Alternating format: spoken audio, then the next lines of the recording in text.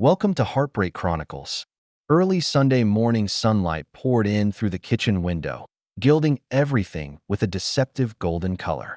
Mason Edwards sat at the small wooden table and watched his wife, Kate, bustle about the kitchen, her movements carrying an unusual energy. Kate hummed a tune as she did her work, a tune Mason hadn't heard before. "Beautiful morning, isn't it?" she said, opening the refrigerator. Her voice carried that deliberate cheerfulness he'd been hearing a lot lately. "It sure is nice." Mason kept his tone calm. 3 tours of duty in the war zone in Afghanistan had taught him to read the mood of the scene, and something was clearly off right now. Kate rarely got up before 9 on Sundays. But it's only 7:30, and she's already fully dressed and busily walking around as if she's going somewhere important. She pulls out her orange juice box, one of those expensive brands usually reserved for special occasions. "I thought we could have a nice breakfast today, like we used to do." When was the last time they had a good breakfast? Mason couldn't remember. These days, their conversations revolve around the minutiae of life. Who goes grocery shopping? When they have to pay the mortgage? Whether the gutters need cleaning? These safe topics allow them to avoid the growing distance between them. "That sounds good," he said. Kate poured orange juice into 2 glasses, her movements deliberate and careful. She placed one of the glasses in front of him and then raised her own, a smile on her face that didn't reach her eyes. "To success, my dear." The sudden toast caught him off guard. Success? What success? Mason had been teaching a trauma recovery course at the Veterans Affairs Office for 3 years.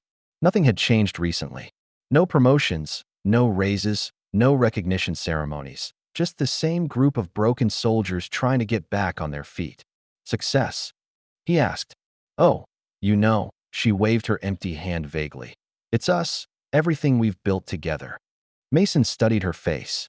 Kate had always been beautiful, the kind of woman who caught the eye at the grocery store without even thinking about it. But at the moment, her smile looked like it was deliberately put on. Her eyes kept averting, focusing on the juice glasses, the window, anywhere, just not his face. "To us," he said, raising his glass. She touched his glass with more force than necessary. "Drink. And I made eggs Benedict, your favorite." Another red flag. Kate hadn't made eggs Benedict in over a year. She claimed hollandaise sauce was too much trouble and too messy. But now here she was, acting like the dutiful wife she'd been in the early days of their marriage. Mason raises his glass to his lips, then stops. Something smelled wrong with the orange juice. It wasn't spoiled, but there was a chemical pungency that made him wrinkle his nose. He watched Kate take a sip of her own juice, her face contorting slightly as she swallowed. "It tastes kind of weird," she said. "Maybe the oranges aren't fresh." "Maybe." Mason puts down his glass. "I'll get some napkins." He stood up and walked toward the kitchen counter, blocking her view with his body. In one fluid motion, he switched their cups. The movement was so quick and natural that even he wasn't sure she noticed. "There." He returned to his seat and picked up the glass that had belonged to her. "Cheers." Kate turned pale. "Actually, I'm not too thirsty. Maybe we should just eat." "Come on." Mason raised his glass again, his voice gentle but firm. "You initiated the toast. Let's finish it properly." She had no choice. Refusing now would be too obvious. Kate raised her glass, which had been Mason's, and took a long drink. Mason watched her throat move with the swallow. Then he took a small sip as well. The orange juice tasted normal. Whatever she'd put in his glass, she hadn't originally had in her own. "Well," she set down her empty glass. "Now, let's eat while the food is still hot." But Mason wasn't thinking about the food anymore. He was thinking about Kate's hesitation, how she'd tried to distract him, how she'd suddenly lost interest in the toast she'd initiated. He was thinking about the chemical odor and her trembling hands as she poured the juice. Most of all, he was thinking about trust and how his wife had just tried to poison him. 20 minutes later, Kate stumbled toward the bathroom, one hand over her mouth. The sound of vomiting echoed throughout the house, violent and constant. Mason found her in the bathroom, curled up on the floor, her arms wrapped around the toilet, her face as white as paper. "Oh my God, Kate." He knelt beside her and put his hand on her back. "What's wrong?" "I don't know." Her voice was weak and tight. "I feel awful. Dizzy, and I can't stop vomiting." Mason helped her to her feet, supporting her shaky body. "Come on, let's go to the emergency room." "No, I'll be fine." It's probably just food poisoning or something. Bullshit. He tightened his grip on her arm. You can't keep anything, and you look like you're going to pass out any minute. Let's go now. The trip to Riverton Medical Center took 15 minutes. Kate spent most of it with her head buried in a plastic bag, dry heaving. Mason kept his eyes on the road and hid his thoughts inside. If she'd put something in his orange juice, whatever it was, she was now ingesting it herself. The ER waiting area reeked of disinfectant and desperation. Several patients sat scattered in plastic chairs, a child with swollen eyes, an elderly man clutching his chest, a woman with bandaged hands. Mason Edwards, he told the receptionist, my wife needs immediate attention. She's been vomiting and seems to be having some kind of reaction. They waited 40 minutes for Kate's name to be called. The nurse, a sturdy woman with kind eyes, led them into a small consulting room. Kate could barely walk straight. Tell me what happened, the nurse asked as she helped Kate lie on the examining table. I don't know. Kate's voice was almost too thin to hear. I was getting breakfast ready, and then suddenly I felt sick, dizzy, nauseous. I couldn't keep anything in. Did you take drugs this morning? Alcohol? Anything unusual? No, nothing. Just orange juice. Kate's eyes swept to Mason. No, nothing. The nurse checked her vitals and frowned when she saw the results. Your blood pressure is elevated and your pulse is irregular. When did the symptoms start? About an hour ago, Mason said, after breakfast. I'm going to do some tests. The nurse jotted down notes on the chart. We need to draw blood and urine samples. Something's obviously not right. Mason steps forward. I'm going to do a full toxicology screening. Both women stare at him. The nurse recovered first. This is very unusual. Is there anything in particular you're worried about? My wife never gets sick like this, ever. She's healthy as a horse.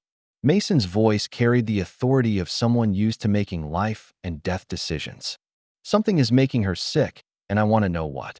Mason, that's unnecessary. Kate spoke up. It was necessary. He interrupted her, then turned to the nurse. I'm ex-military. I've seen what poisons do to people. I want the full test. The nurse nodded slowly. I'll talk to the doctor. If you're concerned about exposure to harmful substances, we can certainly do a toxicology screening. 2 hours later, they got their answer. The doctor, a young man who looked as if he'd rather be elsewhere, delivered the news with clinical indifference. Your wife has traces of zolpidem in her system, he said, checking his tablet. That's the active ingredient in Ambien and other sleeping pills. She also has elevated levels of alcohol metabolites in her system, even though she claims not to have been drinking. How is that possible? Kate asked. Her voice was a little stronger than before, but her face was still pale. Well, zolpidem can cause severe nausea and vomiting, especially when combined with alcohol or taken on an empty stomach. The question is how it got into your system. Mason felt a cold sense of satisfaction spread through his chest. Are you saying someone drugged her? I'm saying she had drugs in her system that she claimed not to have taken. Whether it was intentional or accidental, I can't be sure. That's crazy, Kate said. Who would drug me? The doctor shrugged. Mistakes happen. Sometimes people take their medication and forget about it.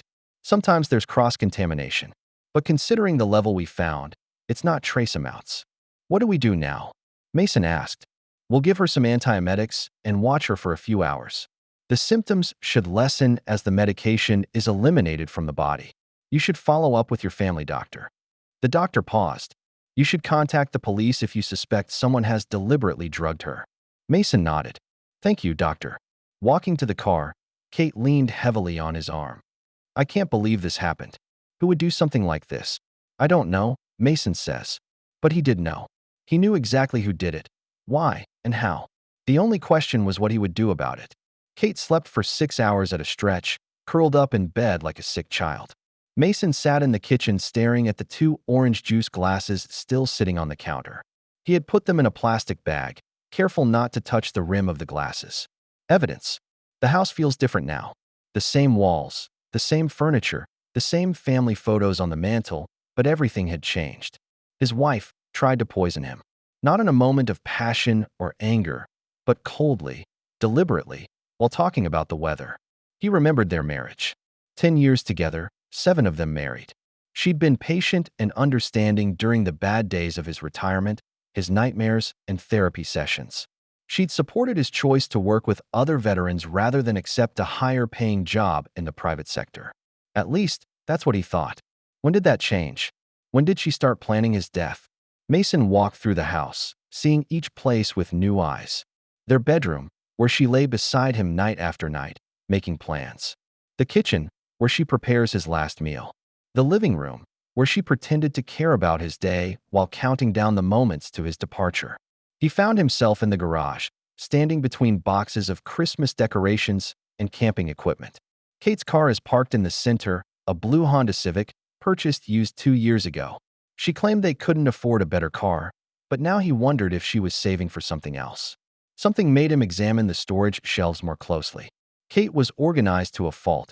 Everything had its place, labeled and categorized well. But there, behind a box of winter clothes, he found something that didn't belong there. An old shoebox, pushed up against the wall. Mason took it down and opened it. Inside, wrapped in a plastic bag, was a cell phone he'd never seen before. A cheap smartphone, the kind you could buy at any convenience store. No contract, no bill, no trace. He turned on the power and scrolled through the messages. Not many, but enough. Should be successful tonight. The message came from a contact saved as Alex. The timestamp showed it had been sent 3 hours ago, when they were at the medical center. The reply was swift. Don't screw up again. We're running out of time. Mason's hand didn't shake as he scrolled through the conversation history. 10 years in the military had taught him how to isolate his emotions, how to function under pressure. But inside, something cold and sharp was forming. He's starting to get suspicious. What if he finds out? He won't. Stick to the plan. What if the dose isn't enough? Then we'll try something else. But we need to fix him by next month. Next month? Mason scrolled to the calendar app and saw several appointments labeled Alex Fitness. Apparently, the meeting times aligned with his schedule at the VA clinic. He opens the GPS history. The phone has been to Riverton Fitness Center 17 times in the past month. Always on days when Mason is at work. The photo gallery contains 6 photos. All the photos show the same man, tall, muscular, with dark hair and a casual smile. In one photo, he kisses Kate outside a motel room. In another, they're holding hands across a restaurant table. In the last one, they were both naked in what looked like a hotel bed. Mason studied the man's face. He recognized him. Alexander Freeman, owner of a local gym, married to a quiet woman named Patricia, with 2 children attending Riverton Elementary School. This was the man his wife would kill him for. Mason carefully copied every message, every photo, every piece of data on his cell phone. He uploaded everything to a secure cloud server set up for working files. Then he put the phone back in place, making sure everything looked exactly as he found it. As he walked back to the house, Mason felt a strange sense of clarity. For the first time in months, he knew exactly what he was dealing with.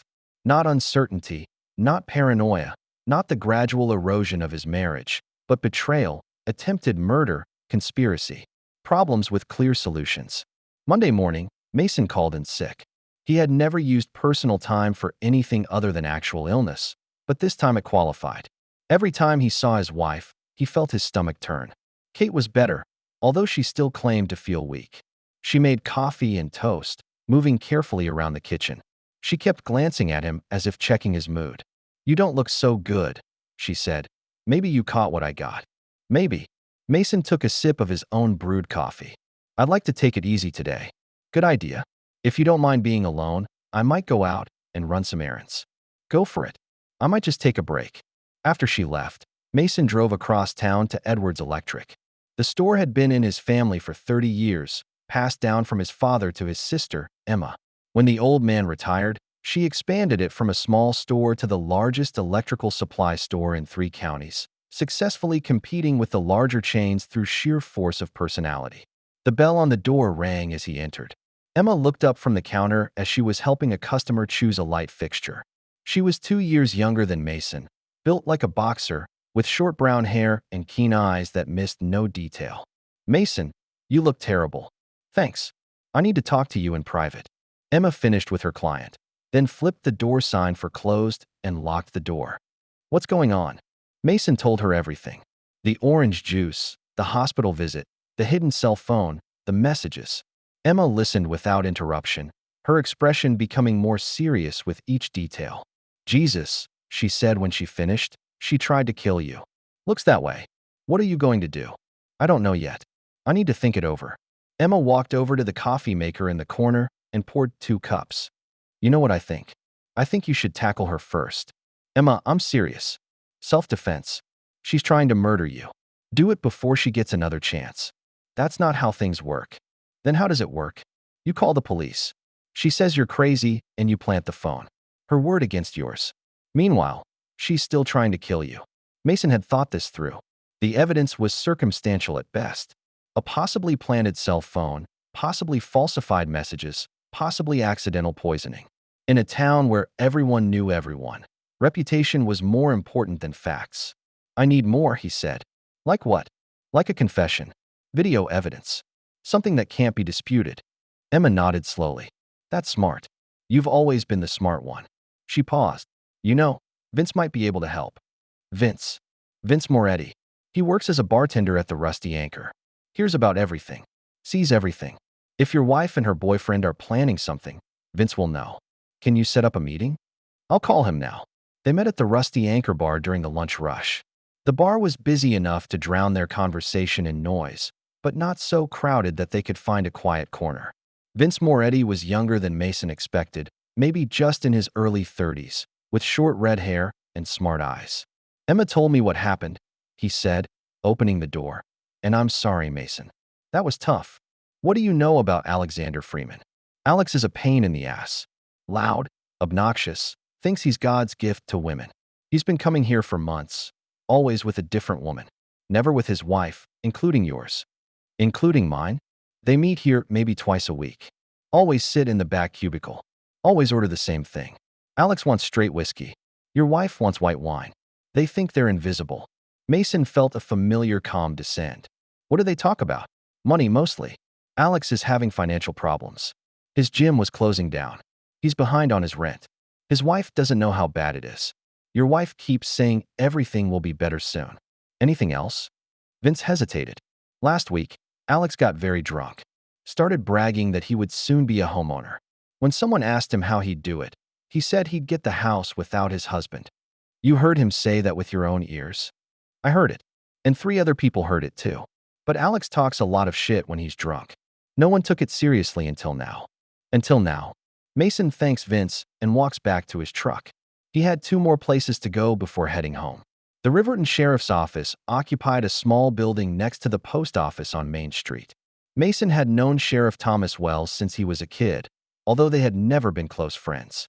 Thomas was 2 years older than Mason, a decent man who stayed in town while Mason went off to enlist.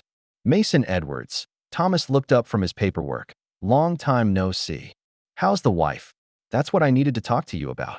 Mason stated the facts, keeping his voice steady and professional.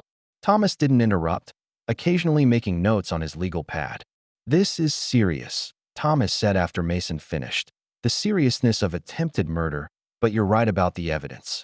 Everything you have is circumstantial. A good lawyer can tear it to shreds. What do I need? A confession would be nice. Video evidence that they planned the crime. Something that can't be explained away. If I get those, then what? Then I'll arrest them both. But Mason, Thomas leaned forward. Be careful how you get it. Anything illegal, anything that violates their rights, won't be admissible in court. I know you're angry, but this has to be done by the rules. I understand. Do you really understand?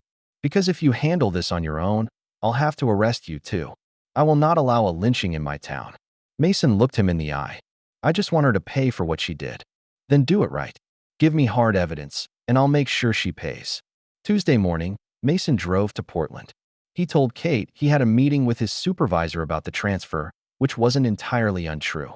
He did plan to call about job offers in California, just to maintain the cover story. But first, he had shopping to do.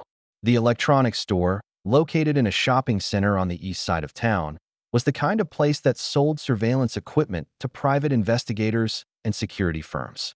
Mason found it online, along with detailed reviews of its products. I need to install a home security system, he told the clerk, a young man with multiple piercings and a bored look on his face. Basic kit or full monitoring? Full surveillance. I want to see everything that happens in my house. The clerk came to attention. Indoor, outdoor, or both? Indoor. I need cameras that can't be easily spotted. My wife is paranoid about privacy. Ah, that situation. The clerk nodded knowingly. We have some options. They spent an hour browsing the inventory. Mason chose a smoke detector with a built-in camera for the hallway, a camera pen for the living room, and a bedroom voice recorder disguised as a picture frame. All of the devices are wireless and come with their own storage and the ability to upload to a secure server. What's the audio quality of the voice recorder? Mason asked. Excellent. It captures normal conversations, even whispers, from anywhere in the room. Very good. I'll take it. The total cost was $800. Mason paid in cash and took the device home. Installing the device took most of the afternoon. The smoke detectors were easy. He just replaced the existing detectors in the hallway outside the bedroom. The camera pin sat on the coffee table in the living room, mixed in with the other pins and notepads. The voice recorder was trickier. He had to remove the back panel from their wedding photos and install the device inside the frame. Everything was in place by the time Kate got home from work. How was the meeting? She asked, dropping her bag on the kitchen counter. It was good. Really good. My supervisor thinks there's a real opportunity in San Diego. They're expanding their trauma program and need experienced instructors. Great. When will you start? If all goes well, probably in 6 weeks. 6 weeks. Her voice rose an octave. That's fast. I know, but opportunities like this don't come along very often. The sooner we get there, the sooner we can start our new lives. That night, Mason called Sheriff Wells on his cell phone from the garage. It's me, he said when Thomas answered. I need to know something about the evidence. What makes evidence admissible in an Oregon court? Well, it depends on how it was obtained. What? I'm thinking of recording some conversations in my own home. That's legal in Oregon. It's a one-party consent state, which means you can record any conversation you're part of. But it gets more complicated if you're not part of the conversation. What if it's in my own home? Still complicated. If you record a conversation between your wife and her boyfriend, and they have a reasonable expectation of privacy, the evidence may be excluded. What if they're planning a crime? In my home. That changes the situation. If you have reasonable suspicion that a crime is being planned, recording in your own home becomes more defensible. But Mason, you need to be careful. If this goes to court, every piece of evidence will be scrutinized. I understand. Do you really understand? Because if you screw up, she gets away with it, and then you're still married to someone who tried to kill you. After ending the call, Mason spent an hour setting up the recording software on his laptop. Each device automatically uploads to a secure server, creating time-stamped files that can't be altered. He also creates a backup system that sends copies to a private email account he sets up under a pseudonym. The next morning, he drove to the county courthouse and met with a private notary public named Sofia Vega. She was an older woman who specialized in divorce cases and estate planning legal documents. I need to create legal records for some recordings, he told her. Time-stamped, notarized, and admitted in court. What kind of recordings? Conversations in my home. My wife is planning to kill me. Sophia's eyes widened, but she didn't flinch. You have proof. I'm gathering it, but when I get it, I need to make sure it's legally watertight. I can help. Oregon law has specific procedures for authenticating evidence. We need to document the chain of custody, verify the recording device, and make sure the timestamp is accurate. They spent an hour navigating the legal requirements. Sophia will provide a notarized statement of the authenticity of the device and the recording procedure. Each file will be given a unique identifier and stored in a secure database. It's thorough work, Sophia says, and you're very careful. I only get one chance to get it right. Smart people. Most people rush these things and ruin their cases. By Thursday night, everything was in place. Cameras were recording, audio equipment was running, and the legal framework was in place. Now Mason just had to wait for his wife to take action. On Friday night, Mason decided to set a trap. He stops at the liquor store on his way home and buys a bottle of Kate's favorite expensive red wine, the kind she occasionally reserves for special occasions. He also bought steak and her favorite salad toppings. She looked surprised when she walked into the kitchen and saw him preparing dinner. What's all this for? I got good news today. Santiago's position is almost confirmed. I think we should celebrate. Great. She looked genuinely happy. which made what he was about to do feel even more necessary. When do you start? Probably in 4 weeks. I know it's soon, but opportunities like this don't come along very often. 4 weeks. The happiness vanished from her face. But you said 6 weeks yesterday. I know. Things are moving faster than expected. The person I'm replacing left earlier than planned. Kate sat down heavily at the kitchen table. 4 weeks. That's not a lot of lead time. I know it's stressful, but just think, in a month we'll be starting our new lives. No more cold Oregon winters. No more small-town gossip. Just us. Just us. She repeated. They ate dinner by candlelight, the wine pouring smoothly. Mason took small sips of his while Kate drank most of the bottle. By the time they finished dessert, she was relaxed and chatty. I love you, she said, reaching across the table to touch his hand. You know that, right? I love you too. I want you to be happy. I want us to be happy. We will be. I promise. Sometimes I worry that I'm not good enough for you. You'll realize you can find better. Don't say that. You're perfect. No, I'm not. I make mistakes. We all have. Mason leaned forward. What kind of mistakes? Just mistakes. Things I'm not proud of. Like what? Nothing serious. It's just that sometimes I wonder what would have happened if we'd made different choices. What do you mean? Kate finished her drink and poured another. Do you ever wonder about other people? Wondered what it would be like to be with someone else? No. Have you? She was silent for a long time. Sometimes. Anyone in particular? No, just hypothetically. But what if you don't? What if something happened to me? Would you be okay? Nothing will happen to you. But what if it did happen? If I get sick or have an accident, would you be able to keep going? Mason felt his pulse quicken. Why are you talking like that? I'm just thinking. Life is unpredictable. People die unexpectedly all the time. Not you. You're healthy as a horse. Just like I was healthy last Sunday morning. She smiled, but it sounded forced. I could have died from something that made me sick. Food poisoning can be fatal. But you didn't die. You're fine this time. But what if next time? What if what made me sick comes back? Then we'll deal with it together. Or what if it happens to you? What if you're the one who gets sick? Mason stood up and walked toward the wine rack, keeping his tone casual. Are you worried about anything specific? No, it's just that I don't know. Maybe it's the wine talking. Maybe you should slow down. Maybe I should go to bed. Good idea. You've had a long day. Kate staggered to her feet. Will you come up with me? I want to clean up first. Okay, don't be long. She kissed him on the cheek and went upstairs. Mason waited until he heard the bedroom door close, then quietly followed. He could hear her walking around the bathroom, running the water, brushing her teeth. 10 minutes later, the bathroom door opened and she came out wearing a silk nightgown. She looked beautiful and vulnerable. For a moment, Mason felt a pang of grief for all they had lost. I'm going to call Emma, he said, and let her know about California. Now? It's almost 10 o'clock. She'll be awake. She's a night owl. Fine. I'll probably be asleep by the time you get back. Sweet dreams. Mason walked downstairs and pretended to call his sister, talking loud enough for the sound to carry upstairs. He spent 5 minutes in a fake conversation with her voicemail, discussing the move and asking her to take care of some business at the hardware store. Then he went to the garage and waited. 20 minutes later, he heard footsteps on the stairs. Kate moved carefully, trying not to make a sound. He watched through the kitchen window as she walked to the living room and picked up the phone. The phone picked up on the second ring. He's dying again, she said, her voice almost below a whisper. And this time I put sleeping pills in the wine.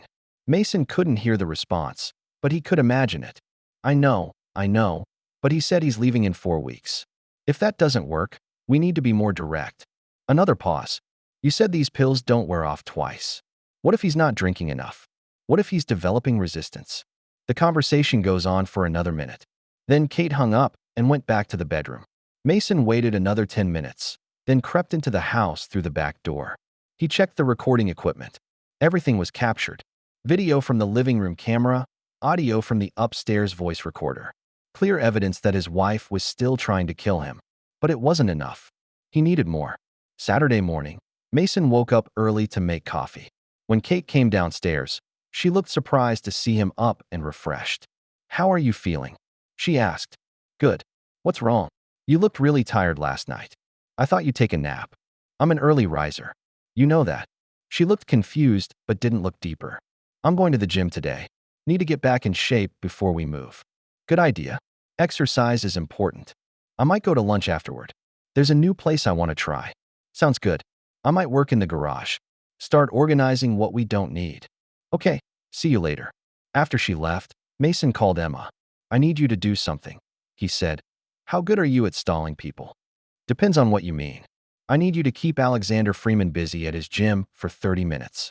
Can you do that? What are you planning? I'm going to install a camera in his car. Jesus, Mason, that's trespassing.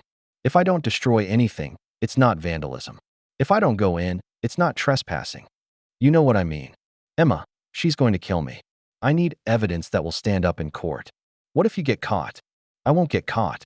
But I need you to make sure Alex doesn't leave the gym while I'm working. How do I do that? I don't. Buy some heavy stuff. Ask a lot of questions. Flirt with him. I don't flirt. Pretend you're interested in joining a gym. Get him to show you around. That's crazy. Would you do it? Yes, I'll do it. But if you get caught, I won't bail you out. Fair enough. An hour later, Mason stopped across the street from Riverton Gym. He could see Emma inside talking to Alex at the front desk. She was wearing a bright red sweater and gesturing animatedly. Alex looks engaged and probably thinks he's about to close a sale. Mason slips to the back of the building, where the employees park. Alex's truck is easily recognizable. A huge black pickup with custom wheels and a personalized license plate that says Beast Number 1. The doors were unlocked. Mason slipped inside and quickly installed a small camera under the dashboard, positioning it to capture the driver and passenger seats. The device is no bigger than a thumb drive, has a few hours of battery life, and connects wirelessly. The whole operation took less than 3 minutes. As he returned to his truck, his phone received a text from Emma. He's getting suspicious. End it. Mason drove home and waited. 2 hours later, his phone alerts him to new footage from the in-car camera. He opens the app and sees Kate climbing into the passenger seat of Alex's truck. They were parked behind a restaurant on the outskirts of town. This is getting ridiculous, Kate says. He should be unconscious by now. Maybe he didn't drink as much as you think, Alex replied. Maybe he got suspicious. He's not getting suspicious. He's planning to move to California. He thinks we'll go together. Would you? Of course not. But I need to figure out how to handle this. If he doesn't die soon, he'll take me away from you. Then don't let him do it. What do you mean? I'm saying that maybe it's time to stop being so subtle. Maybe we need to be a little more direct. Like what? The accident. He slipped in the shower and fell down the stairs.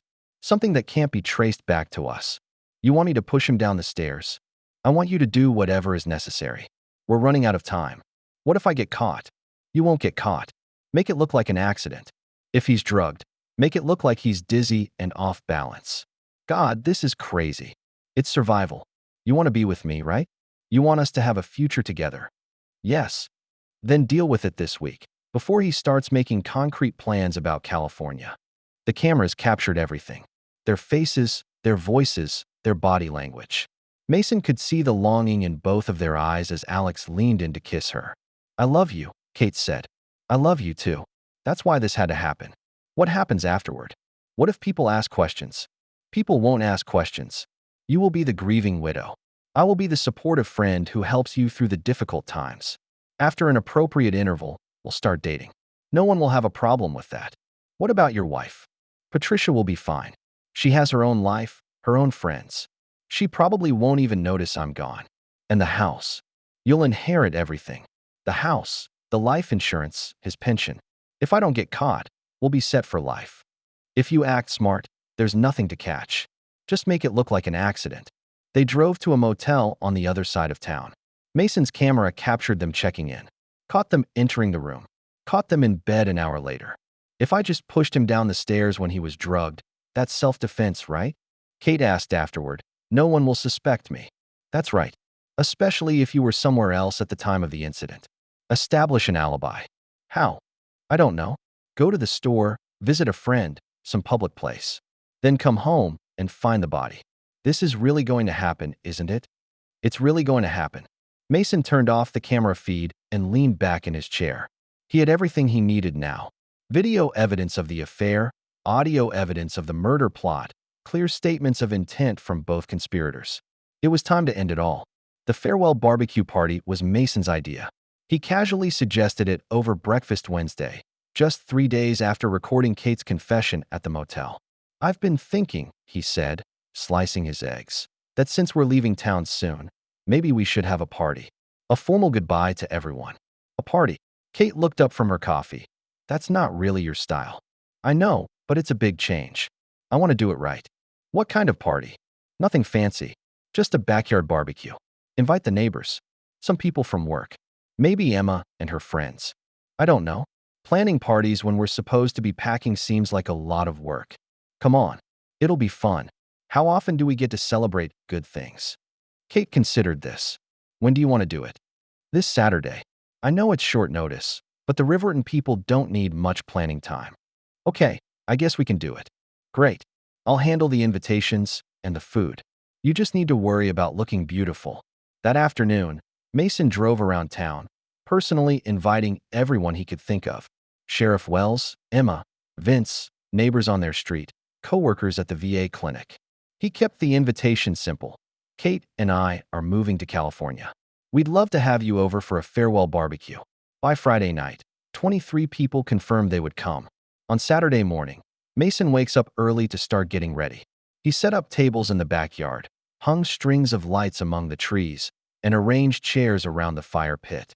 He bought enough burgers and hot dogs to feed an army, along with potato salad, baked beans, and all the fixings. Kate had been getting ready all morning, trying on different outfits and fiddling with her hair. She looked nervous, which struck Mason as odd. Usually, she did well at social gatherings. "Are you okay?" he asked as she changed for the third time. "Fine, just trying to look nice for our farewell party." "You always look good." "It's different. It's important." The first guests arrived at 4 o'clock. Emma shows up with a cooler full of beer and a skeptical look on her face. She pulls Mason aside as Kate greets the neighbors. "Are you sure about this?" She asks. "I'm sure. What's the plan?" "You'll see. Stay close to the back door when I give the signal." "What signal?" "You'll know when you see it." By 6 o'clock, the backyard was packed. Mason operated the grill, flipped burgers, and made small talk. He watched Kate move through the crowd, smiling and talking to everyone. She was good at this, the perfect hostess. Charming and elegant. Almost makes you regret having to ruin her. Sheriff Wells arrives at 6:30, dressed in civilian clothes, but with the same authoritative demeanor as when he was in uniform. He took the beer Mason handed him and surveyed the crowd. "Nice turnout," he said. "Riverton likes a good party. Are you ready?" "I've been preparing all week. You know, once you start, there's no turning back." "I don't want to turn back." At 7 o'clock, with the sun setting behind the trees, Mason stood up and tapped his beer bottle with his knife. The crowd grew quiet. "Thanks for coming," he said, his voice carrying across the backyard. "Kate and I wanted to make it official and say goodbye before we head to California." A few people applauded. Someone shouted from the back, "Speech." "I'm not a good speaker," Mason continued, "but I want to thank all of you for being a part of our lives in Riverton. This town has been so good to us. The people here are like family." More applause. Kate was smiling, but Mason could see the tension around her eyes. "Marriage is a funny thing," he says. "You think you know someone, and then you find out things you never imagined. Sometimes those discoveries are wonderful. Sometimes they're enlightening." The crowd grew quieter, sensing the change in tone. "Kate and I have been married for 7 years. In that time, I thought I knew everything there was to know about her. Her favorite foods, her favorite movies, her hopes and dreams. But recently, I've learned some new things about my wife." "Mason," Kate said softly, "what are you doing?" "I'm sharing it with our friends," he said. "I think they should know the reason we really left Riverton." The backyard was silent now. 23 people stared at him, waiting. "3 weeks ago, my wife tried to poison me," Mason said. "She put sleeping pills in my orange juice, hoping to kill me to inherit my house and life insurance." There were huffs and puffs from the crowd. Kate's face turns white. "That's not true," she said. "He's going through some kind of breakdown." When that didn't work, she tried again with alcohol. When that failed too, she and her boyfriend started planning to push me down the stairs. "Mason, stop it. You're scaring people." Her boyfriend is Alexander Freeman, the guy who owns the downtown gym. They've been cheating on each other for months, meeting at the Rusty Anchor and motels around town. Several people in the crowd turned to look at Alex, who had been standing near the back fence. His face was red and his hands were clenched into fists. "This is crazy," Alex said. "You're crazy." "Is it?" Mason pulls out his cell phone. "Let me play you something." He connects his phone to the small speaker system he set up for background music. Now he switched to a different playlist. Audio recordings from the motel room. Kate's voice carries across the backyard. "If I just pushed him down the stairs when he was drugged, that's self-defense, right? No one would suspect me." Alex's voice. "Exactly. Especially if you were somewhere else when it happened. Establish an alibi." "This is really going to happen, isn't it?" "It's really going to happen." The silence that followed was deafening. Mason could hear cars passing in the street, a dog barking 3 houses down, the sound of a television in the distance. "You recorded us," Kate whispered. "I recorded you planning to murder me in my own house, in my own backyard, with my own friends as witnesses." "That's not what it sounded like." "Then what does it sound like?" Kate looked around her backyard at the faces of people she'd known for years. Neighbors who invited her to birthday parties, coworkers who shared coffee and gossip, friends who trusted her to keep secrets. "I can explain," she said. "Please. Please go on. It's not what you think. We're just talking. Hypothetically. Hypothetical conversation about murdering me. About what would happen if something happened to you. Just a thought experiment. A thought experiment that included putting sleeping pills in my food. I never have. The toxicology report from Riverton Medical Center says something different. Do you want me to read it out loud?" Kate started to cry. "Please don't. Not in front of everyone." "Why not? You're going to kill me in front of everyone. At least this way I'll have a chance to defend myself." Sheriff Wells took a step forward. "Mason, I think we've heard enough." "Heard enough? I still have the video. Do you want to see my wife and her boyfriend planning my death in bed?" "That's not necessary," Thomas said. "Kate Edwards, you're under arrest for conspiracy to commit murder, attempted murder, and tampering with prescribed medication." The handcuffs clicked on Kate's wrists. She was still crying, mascara running down her cheeks. "Alexander Freeman," Thomas continued, "you're under arrest for conspiracy." "That's bullshit," Alex said as the deputies cuffed him. "You can't prove anything." "Actually, I can," Mason said. "I have hours of recordings, video, audio, text messages, everything." "You son of a bitch. It's Mr. Edwards for you." The crowd dispersed quickly after the arrest. Some stayed to ask questions or offer support, but most left in a hurry, eager to spread the news to those not present. By 8 o'clock, Mason was alone in the backyard, cleaning up the remnants of the party. Emma stayed to help, stacking chairs and filling containers with leftover food. "You could have warned me," she said. "I almost had a heart attack when you started talking. I wanted your reaction to be real." "True indeed." "Jesus. For a minute, I thought you were losing your mind." "I thought so too." "How do you feel?" Mason considered the question. "Emptiness, relief, anger. I don't know." "She's going to jail." "Good. A long time." "Not long enough." Emma was silent for a moment. "You know, part of me is proud of you. You handled this like a pro, like a soldier." "This isn't over." "What do you mean?" "I mean, she'll lawyer up. She'll try to fight this. She'll claim I'm lying, that I planted evidence, that I'm crazy." "Will it work?" "No, with the evidence I have. But she will try. And then we'll see what justice looks like in Riverton, Oregon." The next morning, the story made front-page news in the Riverton Gazette. "Local woman arrested in murder plot."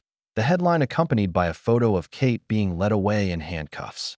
The article stated the basic facts, but did not include the more sensational details. Mason's phone kept ringing. Reporters from Portland and Seattle wanted interviews. Old Army buddies called to offer support. Neighbors stopped by with stew and condolences. "It's like someone died," he told Emma when she arrived with dinner. "Someone did die? Your marriage?" "I think that died a long time ago. I just don't know." "What are you going to do now?" "Wait for the trial. Testify. Watch her go to jail. After that, I don't know. Maybe I'll still move to California. Maybe I'll stay here. I haven't decided yet. You could always come work for me. The hardware store could use your organizational skills." "Maybe." The pretrial hearing was scheduled for Tuesday morning. Mason drove to the courthouse with Sheriff Wells, who wanted to brief him on what to expect. "Her attorney will try to discredit the recordings," Thomas said as they walked up the courthouse steps, "and he'll claim they were obtained illegally, that they were edited, that they were taken out of context." "Will it work?" "No, not in front of Judge Morrison. He's seen this sort of thing before. but be prepared for them to attack your character. They'll say you're paranoid, obsessive-compulsive, that you set the whole thing up. I did set the whole thing up. I know, but there's a difference between gathering evidence and entrapment. The courtroom was packed. Kate sat at the defense table with her lawyer, an expensive-looking man from Portland. She wore a conservative blue dress and no makeup, trying to look like a victim rather than a predator. As the judge entered, her attorney stood up. "Your Honor, my client has pleaded not guilty to all charges." For the record, Judge Morrison said, "Bail is set. The defense requests release on its own recognizance. Mrs. Edwards has no prior convictions, has strong ties to the community, and will not be a flight risk." "The prosecution objects," said the district attorney, "that the defendant is charged with attempting to murder her husband.